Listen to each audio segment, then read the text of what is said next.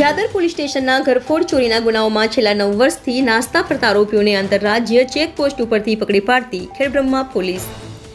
ઉપરી અધિકારીઓની સૂચના અને માર્ગદર્શન હેઠળ જૂના નાસ્તા ફરતા આરોપીઓને પકડી પાડવાની દિશામાં કાર્યશીલ ખેડબ્રહ્મા પોલીસ સ્ટેશનના આસિસ્ટન્ટ પોલીસ કોન્સ્ટેબલ દિલીપભાઈ રણછોડભાઈને ખાનગી રાહે બાતમી હકીકત મળેલ કે જાદર પોલીસ સ્ટેશનનો ચોરીનો આરોપી જે છેલ્લા 9 વર્ષથી નાસ્તો ફરતો હતો તે આરોપી નરેશ ઉર્ફે નશીર લક્ષ્મીકાંત પારગી રહે સડા બક્સાફળો તાલુકો કોટડા રાજસ્થાન વાળો મામેર તરફથી ખેડવા ચેકપોસ્ટ તરફ આવે છે, જેણે શરીરને ચીકણી કલરનું જેકેટ તથા આછા કાળા કલરનું પેન્ટ પહેરેલ છે। જે બાતમી હકીકતના આધારે ખેડબ્રહ્મા ટીમના પીઆઈ સીડીઆર પઢેરિયા સાહેબ, પીએસઆઈ કેવી વહુણિયા સાહેબ, ખેડબ્રહ્મા આસિસ્ટન્ટ પોલીસ કોન્સ્ટેબલ દિલીપભાઈ રણછોડભાઈ,